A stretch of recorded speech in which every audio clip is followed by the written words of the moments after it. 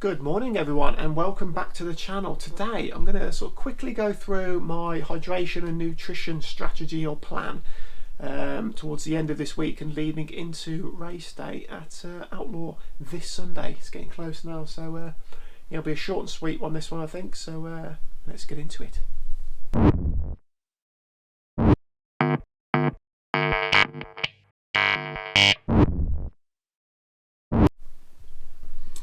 Okay, so I'll get the simple stuff out of the way first, and this will be basically breakfast from Thursday morning through to race day morning on Sunday.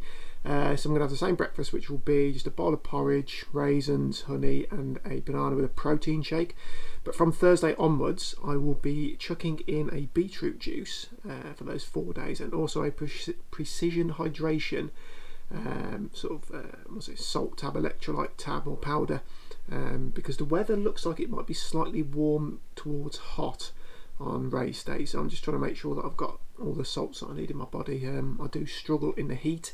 I do get cramp quite bad, sort of affected me quite badly at London Marathon last year, and then following that I actually ordered all of this precision hydration stuff and used it in York where I didn't have cramping issues, so I did find that it helped and it did work on race day. So yeah, like I say, try and be consistent from Thursday morning through to Sunday morning with porridge and then a beetroot juice and a hydration powder or tab every morning, and then onto the bike.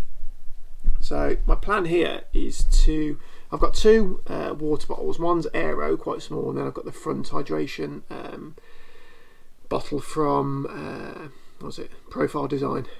I'll chuck them both up on the screen anyway. But inside each of those I'm going to have a Lucozade Sport and also two Cis energy gels with electrolytes in them. So I'll put up on screen now the actual carbohydrate content of all of that if I manage to drink it all by the end of the bikes, but I'm aiming for around 2.5 hours. So I think they do say to try and aim for sort of around 80 to 100 grams per hour of exercise. So if I'm aiming for 2.5 hours, I need to try and hit 200 grams of carbohydrates. So whether that's enough in there, I don't know. I'll do the math afterwards. But also on the bike, I'm going to have a strip of the Cliff energy blocks. All of them are going to be the caffeine ones, just because I do find that the little bit of caffeine in them just perk you up a little bit, and I'm planning on taking those. I'm taking one every 30 minutes, so I think I'll take one as soon as I get on the bike and then one every 30 minutes. And in terms of drinks, I'm going to try and drink every 15 minutes. I've always found with the half irons that I almost never finish my hydration on the bike, which isn't good. So I need to try and aim to finish all of that by the end of the bike ride so that I can have the best run possible off of it. And then onto the run, I will be taking my own drinks bottle, just because it's easy to attach things to that you might need on the run without having to faff in transition. So attached to that bottle I'll probably have my sunglasses, because I do have a visor on my aero helmet. So I need sunglasses because it's going to be quite sunny, and then I also have two gels. At the moment it's going to be an electrolyte gel, and I also want to get a caffeine one. That is not a caffeine one, but I do want to get one. And then during the run I'll have to make a decision. If my legs feel like they're cramping, I'll take the electrolyte one. If I feel like I need a boost mentally, I will take the caffeine one. The reason I'm taking my own bottle with my own energy in it is because I don't want to stop at every aid station like I did last year. Having watched the athlete briefing the other day, there are 10 aid stations on the run, and like I said in my previous video, if you slow down and stop at each of those and then have to surge out to get back up to pace, it's going to cost you a couple of minutes, I think, over the half marathon.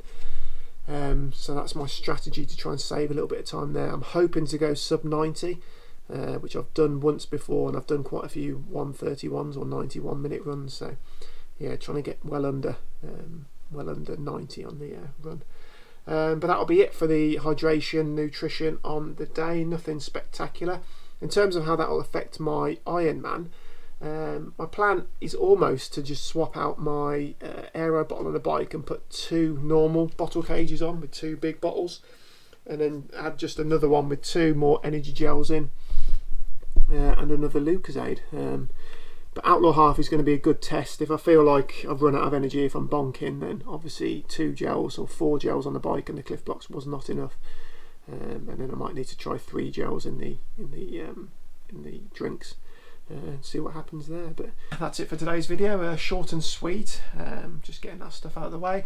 In the next video I'm probably going to go through some little tips across the swim bike run that I learned from last year's event, and then my targets for the day. I know it's probably a bit silly to be putting targets on, but I would like to hit some goals, or speak about some goals for the day. So that'll be the next video, and then following that I'll do one on my bike, because I think it's going to be all ready to sort of go through, and then I think we'll be into race day on Sunday. So if you're racing, I will see you there, and good luck, and I'll see you in the next one. Bye.